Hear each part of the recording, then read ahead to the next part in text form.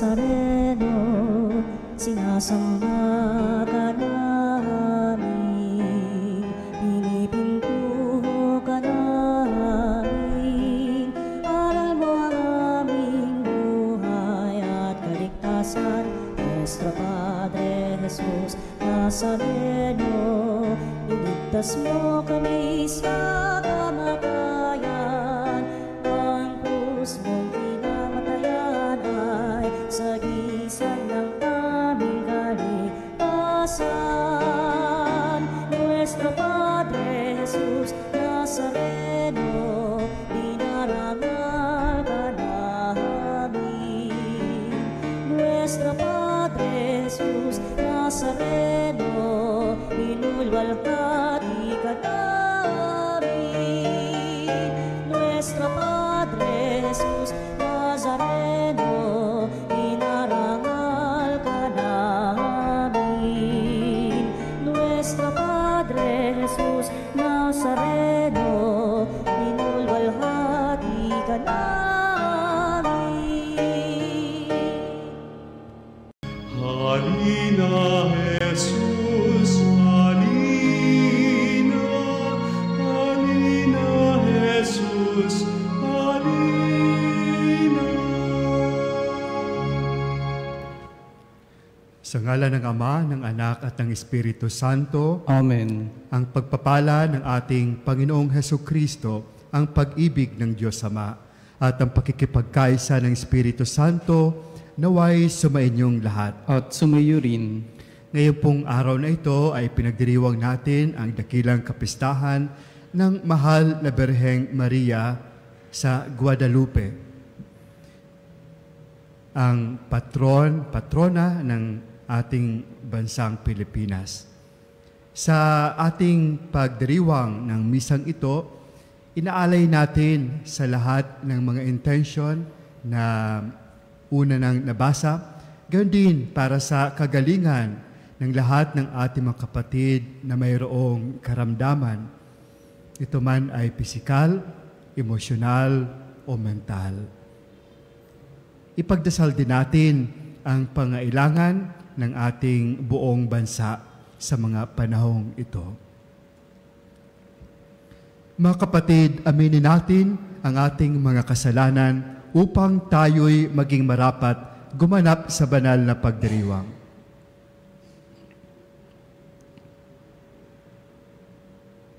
Inaamin ko sa makapangyarihang Diyos at sa inyo mga kapatid na lubha akong nagkasala sa isip, sa salita, sa gawa, at sa aking pagkukulang, kaya'y sinasamo ko sa mahal na Birheng Maria, sa lahat ng mga anghel at mga banal, at sa inyo mga kapatid, na ako'y panalangin sa Panginoong ating Diyos.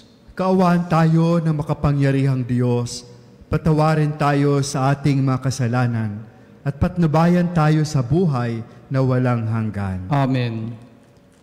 Panginoon, kaawaan mo kami. Panginoon, kaawaan mo kami. Kristo, kaawaan mo kami. Kristo, kaawaan mo kami. Panginoon, kaawaan mo kami. Panginoon, kaawaan mo kami.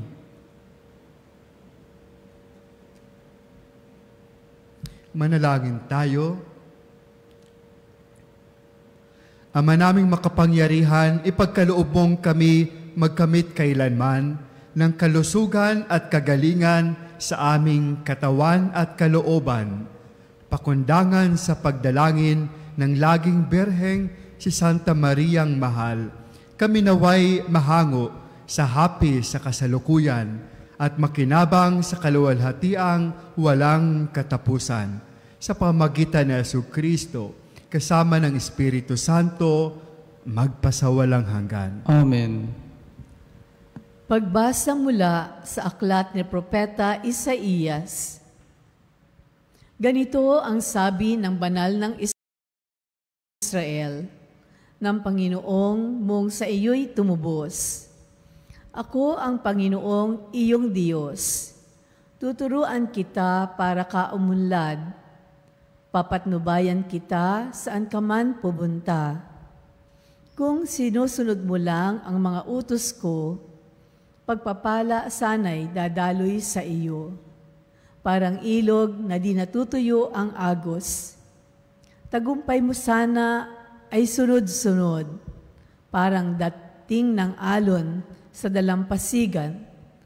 Ang lahi mo sana'y magiging sindami ng buhangin sa dagat, at tinitiyak kong hindi sila mapapahamak. Ang salita ng Diyos. Salamat sa Diyos. Ang sumusunod sa puon ay sa liwanag hahantong. Ang sumusunod sa poon ay sa liwanag hahantong. Mapalad ang taong hindi naaakit niyong masasama, upang sundan niya ang kanilang payot maling halimbawa. Hindi sumasama sa sinumang taong ang laging adhikay, pagtawanan lamang at hamak-hamakin ang Diyos na dakila. Nagagalak siyang laging magsaliksik ng banal na araw. Ang utos ng puon siyang binubulay sa gabi at araw. Ang sumusunod sa poon ay sa liwanag hahantong. Ang katulad niya ay isang punong kahoy sa tabing batisan. Sariwa ang dahot, laging namumunga sa kapanahunan.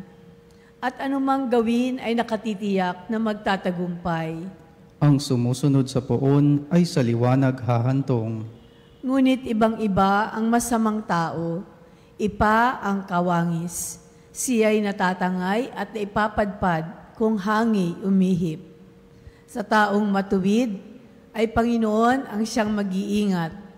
Ngunit kailanman ang mga masama ay mapapahamak. Ang sumusunod sa poon ay sa liwanag hahantong.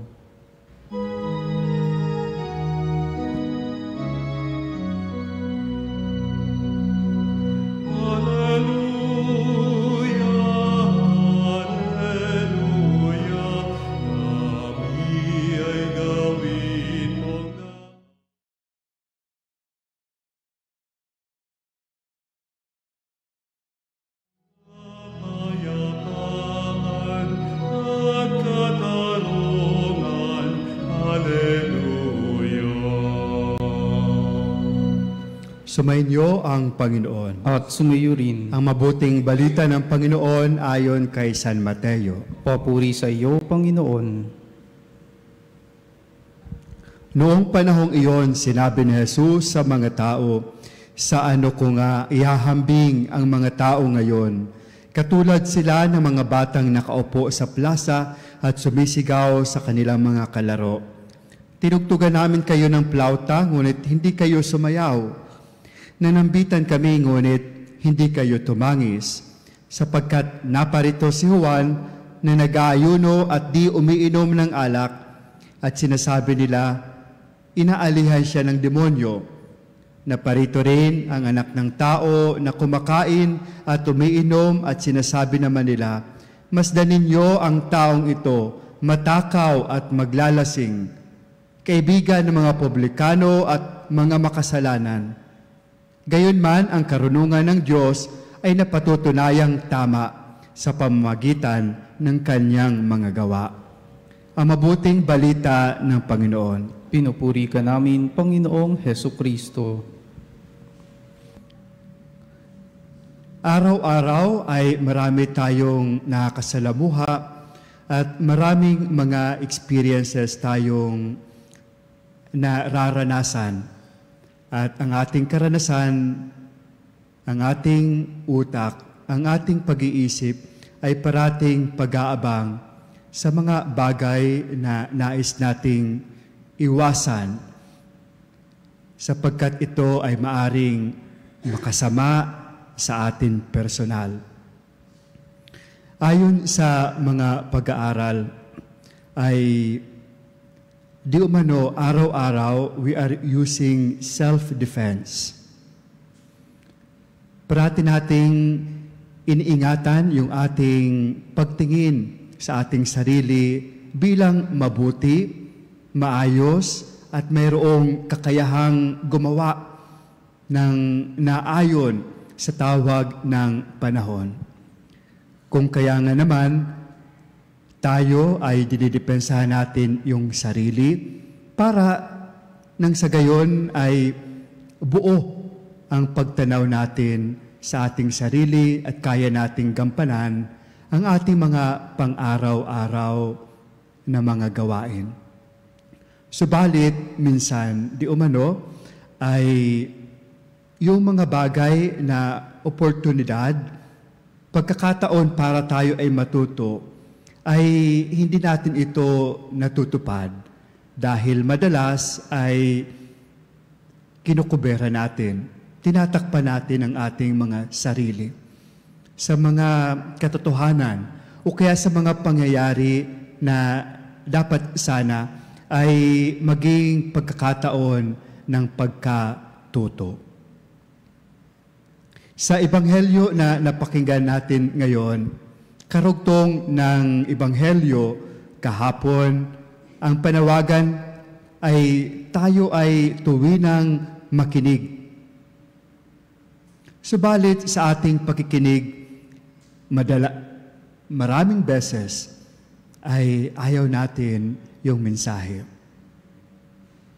Kaya nga naman, minsan, sinasarhan natin yung ating mga puso, sinasarhan natin yung ating mga isipan, yung ating sarili sa mga mensaheng ito. At madalas, para huwag nating tanggapin ang mga katotohanan na nasa ating harapan, ay sinisira din natin yung mga tagapagdala ng balitang ito. Si San Juan Bautista ay hindi tinanggap ng mga nakikinig sa kanya sapagkat siya ay threat, sagabal para sa ilan. Sinasabi na siya ay masyadong mahigpit sa kanyang sarili, kaya ayaw nila silang pakinggan. Pero si Jesus naman ay nakita nila na siya ay nakikipagkaibigan. Siya ay nakikikain sa mga situturing na may kasalanan at sinasabi naman ng iba na siya ay hindi mabuti. Sabi ni Jesus, "Saan ko nga ba ihahambing ang mga taong katulad nito?" Mga kapatid, araw-araw sa ating pagbangon, sa ating mga higaan, o kaya sa ating paggawa ng ating mga gampanin araw-araw, ay maaring makaharap tayo ng mga ganitong pagkakataon. Ang hamon sa atin ay matutong tanggapin yung mga katotohanan na sana ay magpapalaki ng ating kaalaman at gayon din ay makagawa ng kung anuman ang mas mabuti at nararapat. Bagamat ito ay nanggaling sa mga pagkakataon o mga tao na minsan ay ayaw nating tanggapin. Okay? Ang mga pagkakataong ito ay panahon ng pagkatuto. Ngayong araw ay ipinagdiriwang natin ang dakilang kapistahan ng Mahal na Birhen ng Guadalupe. Ang Mahal na Birhen ay nagpakita sa isang simpleng individual doon sa Guadalupe, si San Diego. Kung titingnan natin, itong taong ito ay wala dapat siyang alam. Siya ay isang katutubo kung sa atin pa man titingnan ano ang kanyang kakayahan upang magsalita ng mga bagay tungkol sa pananampalataya. Ngunit dahil ang mensahe ni San Juan Diego ay mayroong taglay na katotohanan, ito ay nanatili. Ito ay kalaunan ay tinanggap dahil ito, ang mensahe niya ay may katotohanan. Ito ay galing sa Mahal na Birhen at ito ay galing sa ating Panginoon. ang Panginoon ay gumagamit ng mga maliliit o kaya ay mga pamamaraan. Ito man ay malaki o ito man ay maliit, mga medium o media para ipaabot yung kanyang mensahe para sa atin. Minsan pa nga ay yung mga taong mahihina o kaya yung mga taong sa ating pagtingin ay mayroong kapansanan. Subalit nakikita natin na sa Panginoon ay walang imposible, sapagkat pwedeng gamitin ng Diyos ang mga maliliit na bagay upang ipatid sa atin ang kanyang balita o kaya ang kanyang mensahe. At ang lahat ng ito ay imbitasyon sa pagbabago at pagkatuto. Hilingin natin mga kapatid, mga kapanalig, na sa araw-araw ay maging bukas ang ating mata, maging bukas ang ating puso, ang ating buong pagkatao sa mensahe ng pagbabago at pagsunod sa ating Panginoon, katulad ng ating mahal na Birhen Maria.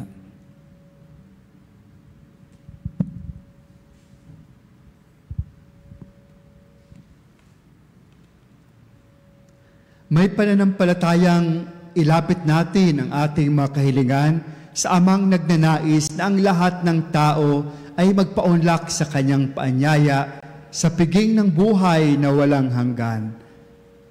Ang tugon po natin, Panginoon, ilapit mo kami sa iyo. Panginoon, ilapit mo kami sa iyo. Ang simbahan dito sa lupa naway magpatuloy sa paglago at maghikayat ng higit na maraming mga tao sa piging ng kaharian.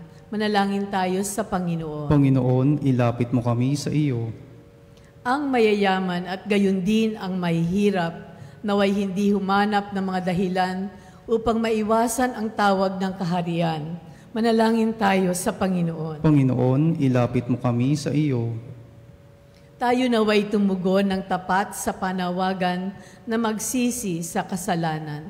Manalangin tayo sa Panginoon. Panginoon, ilapit mo kami sa iyo. Tayong lahat naway magtalaga ng ating mga sarili sa pagtataguyod ng layunin ng kaharian. Manalangin tayo sa Panginoon. Panginoon, ilapit mo kami sa iyo.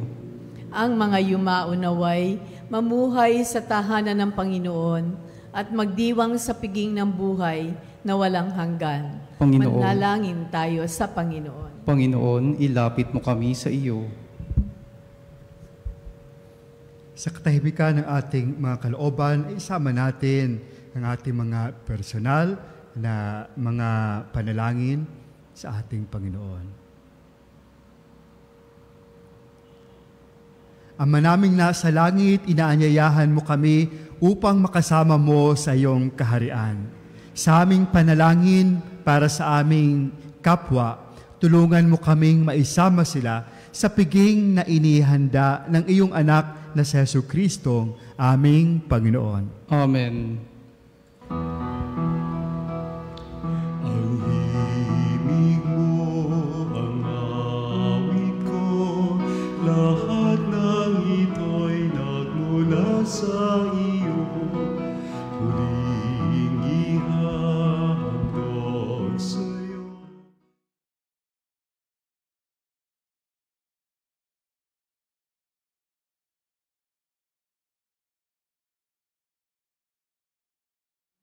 Lahat ay biyayang aming inampon, aming buhay at kakayahan.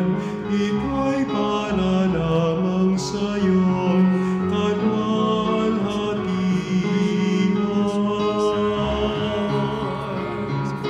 Ito'y para lamang sa iyo, kalwalhatian.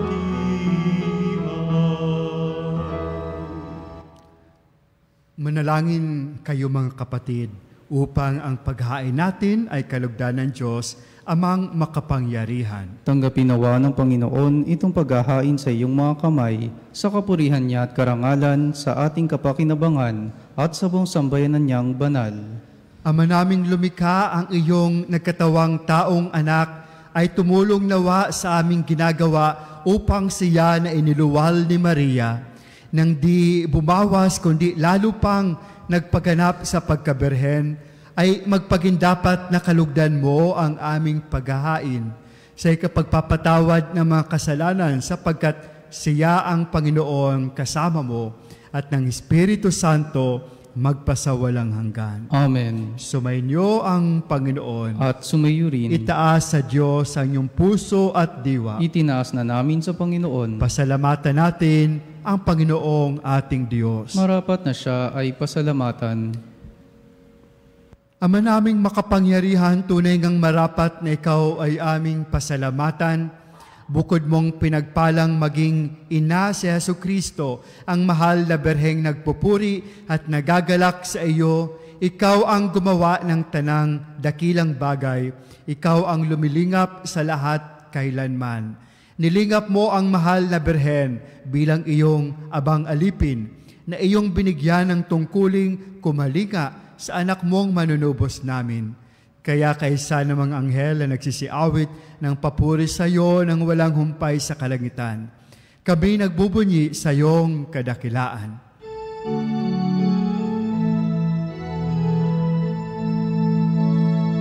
Santo, Santo, Santo, Panginoong Diyos na makapangyarihan, napupuno ang langit at lupa ng kaluwalhatian mo.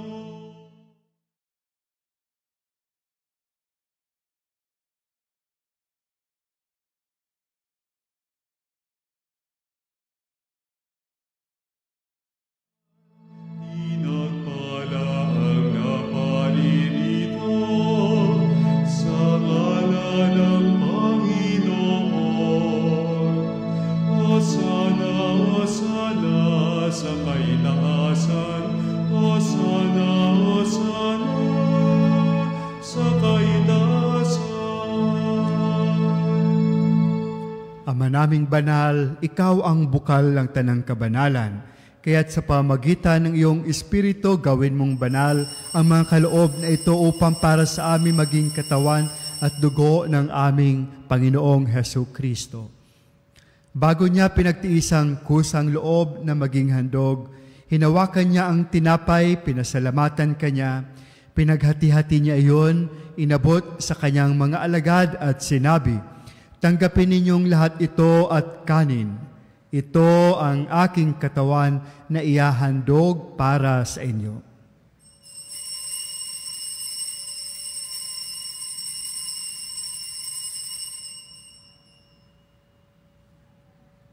Gayon din naman, noong matapos ang hapunan, hinawakan niya ang kalis, muli kanyang pinasalamatan, inabot niya ang kalis sa kanyang mga alagad at sinabi, "Tanggapin ninyong lahat ito at inumin.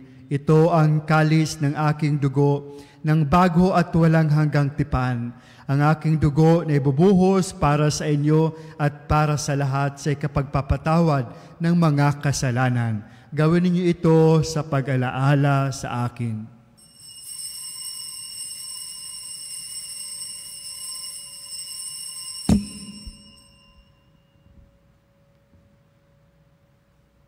Ipagbunyi natin ang misteryo ng pananampalataya.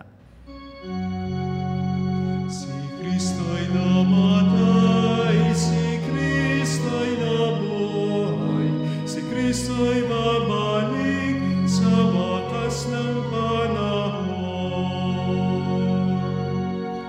Ama, ginagawa namin ngayon ang pag-alaala sa pagkamatay at muling pagkabuhay ng iyong anak, kaya't inaalay namin sa iyo ang tinapay na nagbibigay buhay at ang kalis na nagkakaloob ng kaligtasan. Kami nagpapasalamat dahil kami iyong minarapat na tumayo sa harap mo para maglingkod sa iyo.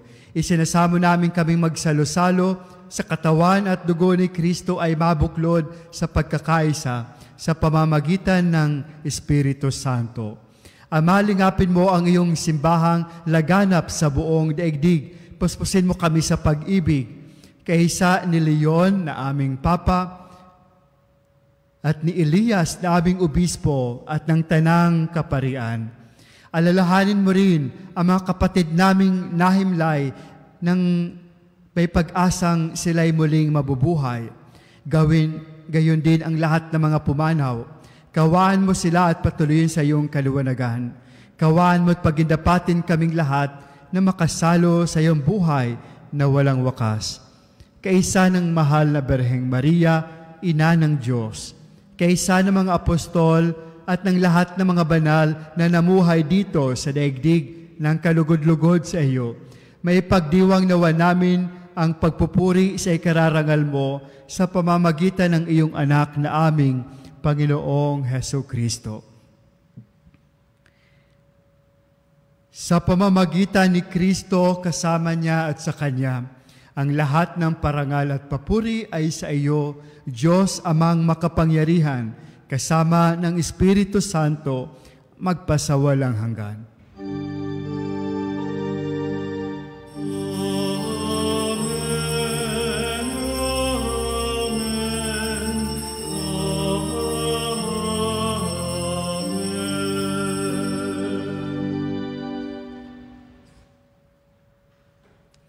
Sa tagubilin ng mga nakagagaling na utos at turo ni Jesus, Panginoon natin at Diyos, ipahayag natin ngayon ng lakas loob.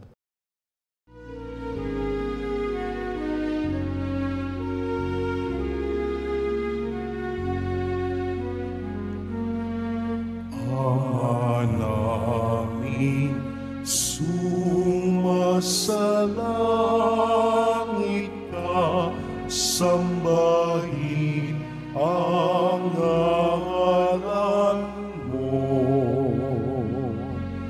Mapasa amin ang kaharian mo, sundin ang loob mo. Dito sa para ng salangit,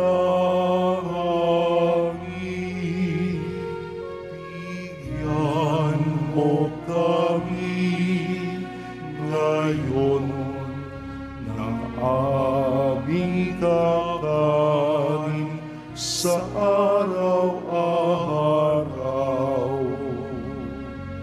at patawarin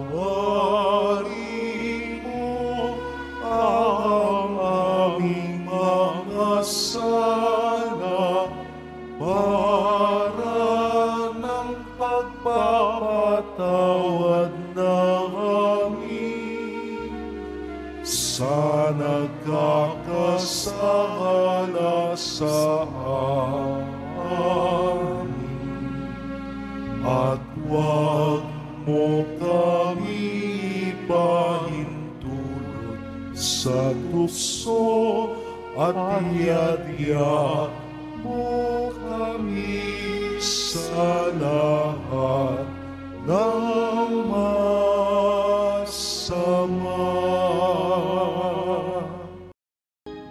Hinihiling namin kami iadya sa lahat ng masama, pagkalooban ng kapayapaan araw-araw, iligtas sa kasalanan at ilayo sa lahat ng kapahamakan. Samantalang aming pinananabikan ang dakilang araw ng pagpapahayag ng tagapagligtas naming si Hesukristo. Sapagkat iyo ang kaharian at ang kapangyarihan at ang kapurihan, magpakilanman. Amen. Panginoong Hesukristo, sinabi mo sa iyong mga apostol, kapayapaan ang iniiwan ko sa inyo. Ang aking kapayapaan ang ibinibigay ko sa inyo. Tunghayan mo ang aming pananampalataya at huwag ang aming mga pagkakasala.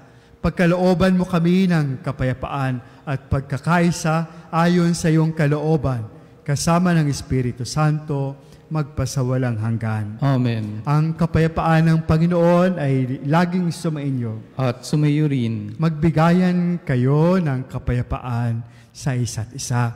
Peace be with you.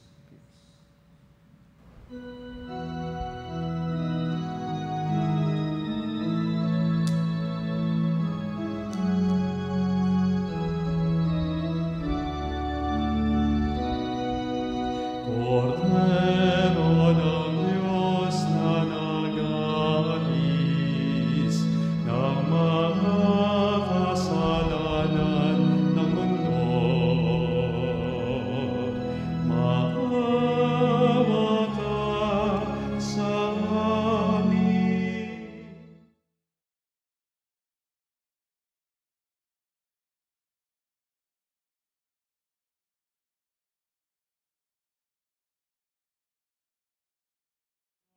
Na nag-aalis ng mga kasalanan ng mundo,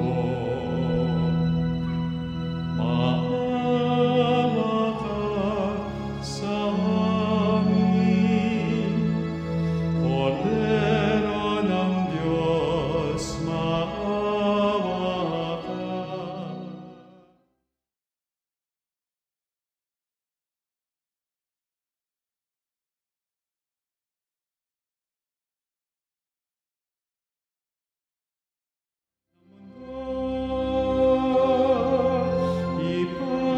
Ipagkaloob mo sa amin ang kapayapaan.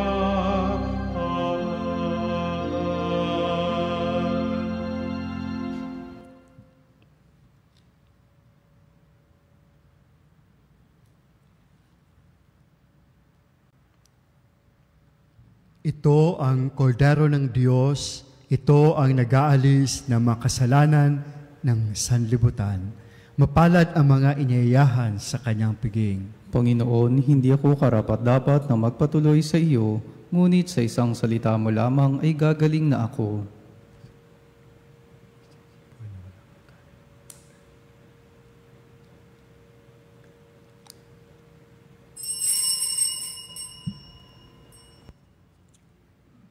Mga kapanalig, ating dasalin ang komunyong espiritual. O Jesus, nananalig ako sa pananahan mo sa kabanal-banalang sakramento. Minamahal kita higit sa lahat at hangad ka ng aking kaluluwa. Hindi ko man matatanggap ngayon ang iyong katawan at dugo, inaasahan ko na patuloy kang mamumuhay sa aking puso. Naniniwala ako na narito ka at kaisa ka ng aking buong pagkatao. Huwag mong ipahintulot na mawalay ako sa iyo. Amen. Panalangin sa karangalan ng Nuestro Padre Jesus Nazareno. O Jesus Nazareno, katamis-tamisan naming manunubos, sa harap mo ngayon naririto kami't nangangayupapa at nagsisisi ng taos-puso sa aming pagiging walang turing sa iyo at paglimot sa di mabilang na mga biyaya mo, lalong-lalo na yaong mahalagang biyaya ng pagtutubos. Dinaramdam namin at pinagsisisihang labis, Panginoon ko, ang pagkakasala namin sa iyo. Ikinalulungkot namin ang pagiging dahilan ng pagpapasan mo ng krus na iyan sa gitna ng mga hirap at kapaitan, hanggang sa inihandog mo ang iyong buhay sa bundok ng Kalbaryo, sa pagkaibig mo lamang na matubos kami at ang sangkatauhan mula sa sala. Pakabanalin mo, O Panginoon, ang aming pagnanais at ipagtanggap mo sa amin ang iyong biyaya. Maging tagapamagitan nawa ang iyong ina, ang kalinis-linisang Birheng Maria.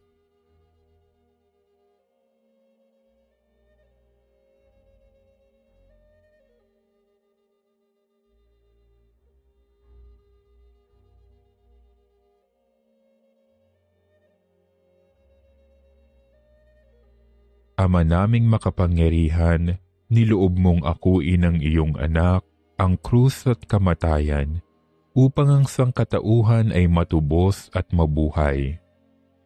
Ang pag-ako namin sa krus at kamatayan dito sa lupa, ayon sa diwa ng pagsunod sa iyong loob, na ginanap ng iyong anak, ay magpagindapat nawa naming kamtin ang lubos na katubusan at pagkabuhay sa iyong piling sa pamamagitan ni Hesukristo kasama ng Espiritu Santo, magpasawalang hanggan.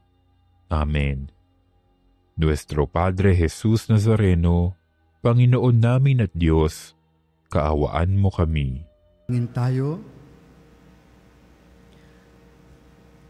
Ama naming mapagmahal, ang aming pagsasalo sa haing nagbibigay buhay, sa pagulitan namin sa mahal na ina ng iyong anak, ay magdulot nawa sa amin ng iyong kagandahang loob upang lagi naming madama ang iyong paglingap sa pamamagitan ni Jesucristo kasama ng Espiritu Santo, magpasawalang hanggan. Amen. Sumainyo ang Panginoon At sumayo rin. at pagpalain kayo ng makapangyarihang Diyos, ang Ama, ang Anak at ang Espiritu Santo. Amen. Naidaos na natin at naialay na ang banal na misa. Humayo kayong taglay ang kapayapaan ni Kristo. Salamat sa Diyos.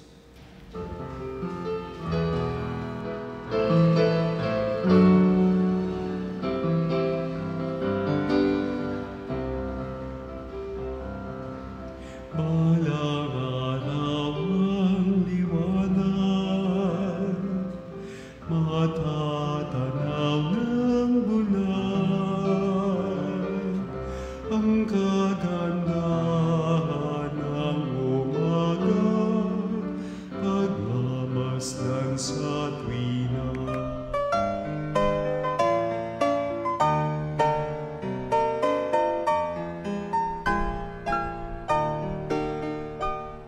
Nuestro Padre Jesus Nazareno, sinasamba ka namin, pinipintuho ka namin, aral mo ang aming buhay at kaligtasan. Nuestro Padre Jesus Nazareno, iligtas mo kami sa kamatayan, ang krus mong pinamatayan ay sagisag ng aming kaligtasan. Nuestro Padre Jesus Nazareno, dinarangal ka namin. Nuestro Padre Jesus Nazareno, inulwalhati ka namin.